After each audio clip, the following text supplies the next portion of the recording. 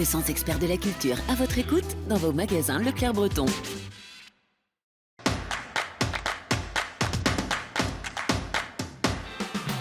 Salut et bienvenue dans l'espace culturel Leclerc de Quimperlé. C'est notre lieu de tournage pour ce nouvel épisode de l'agenda culturel. Tous les étés, vous les retrouvez aux côtés du Festival des Arts de la Rue, les RIA. En avril, ils organisent dans leur mur un festival de BD. On en parle justement dans notre coup de cœur. Et puis tout de suite, c'est notre sélection. Il y en a un qui démarre l'année sur les chapeaux de roue. Simon Cogent sera sur scène dès le début 2023. Il présente notamment son spectacle 100% beurre salé où il détricote toutes les manies bretonnes, l'histoire et les traditions de notre région, le tout avec humour et autodérision. Le beurre, c'est comme ça.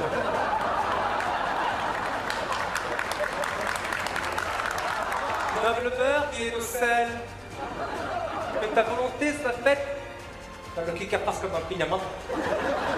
Nous arrivons pour la première ville bretonne, il s'agit de... Il n'y a pas de supermarché à Spézet. Toujours de l'humour, cette fois-ci à Plozévet avec Thomas Poitvin. Il s'est fait connaître en partie grâce à des capsules vidéo pendant le confinement. Depuis, ses sketchs cartonnent et ils ont convaincu l'association Dihune. Il est donc programmé samedi 21 janvier prochain à 20h30 à la salle Aveldro. Alors, parlez-nous du spectacle. T'es prêt? Oui, oui. Entrée publique. Les gens arrivent à moitié dans la pénombre, la salle. Tu vois, ils savent pas à quelle sauce ils veulent être mangés, quoi. D'accord. Ils s'assoient, annonce portable, et là, paf! Comment ça, paf? Métal, art de métal, à fond dans les enceintes, comme ça. Pa, pa, pa, un frabasse. Pa, pa, pa. Et là, paf, tac, j'arrive. Ah. J'arrive. Ah. Comme une évidence. D'accord. Comme je suis né. C'est-à-dire? Nu. Armé de perruques et proposant de multiples personnages, qu'ils parlent beaucoup au peu, qu'ils passent en coup de vent ou se déploient comme des tempêtes, tous sont uniques, touchants, complètement paumés et obstinément humains. Une exposition qui a lieu en ce moment jusqu'à début mars. Il s'agit des sites des Beaux-Arts de Bretagne, les écoles européennes supérieures d'art qui s'unissent pour présenter le travail de 17 jeunes artistes diplômés au centre d'expo contemporain de Kerguéheneg à Bignan.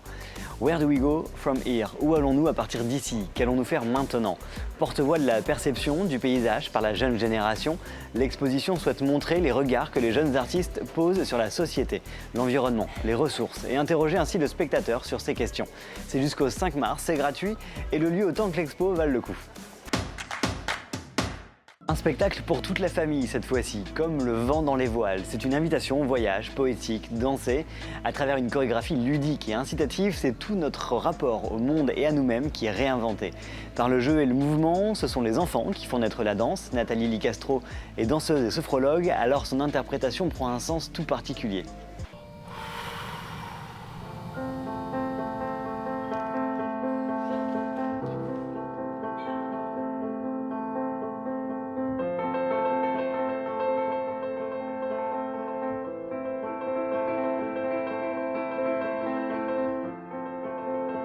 Le spectacle se joue au Centre culturel Athéna le 29 janvier et le 1er février dans l'espace culturel La Vigie à la Trinité-sur-Mer.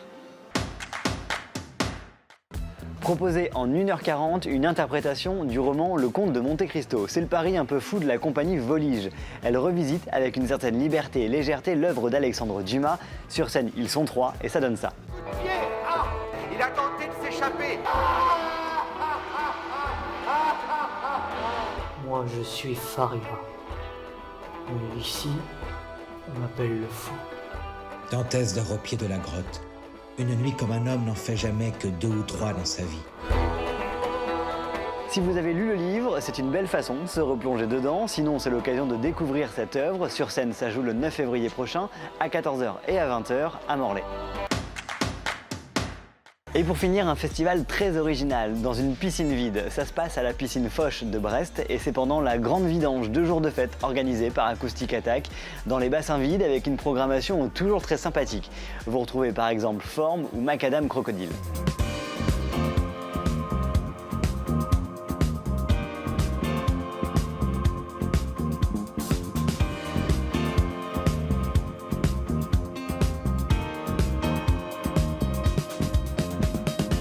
C'est donc les 17 et 18 février, et ça s'appelle Festival Grand Bain. Et tout de suite, c'est le coup de cœur de l'équipe.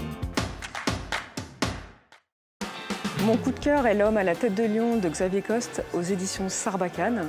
C'est l'histoire d'Hector né dans un cirque à la fin du 19e siècle. Sa particularité, il est couvert d'une pilosité plus qu'abondante qui lui donne l'apparence d'un lion. Il devient bête de foire et travaille dans les cirques d'Europe aux côtés d'autres monstres urbains qu'on exhibe. Sa quête de succès va le mener à New York. C'est une très belle réflexion sur la différence, l'acceptation de soi, un beau portrait d'un homme à la recherche de gloire et d'argent, mais surtout en quête d'identité et de liberté. C'est un album magnifique dans lequel l'auteur se joue des codes de la BD classique. Il joue avec les cases, les contours, les blancs et les couleurs. Xavier Coste nous fera l'honneur de réaliser l'affiche de notre prochain festival BD, Les Bulles de l'Espace, qui aura lieu les 7 et 8 avril prochains. Venez le rencontrer. C'est la fin de cet agenda culturel. Vous le retrouvez sur tous vos écrans et nous, on a hâte de vous retrouver pour un nouvel épisode. Salut!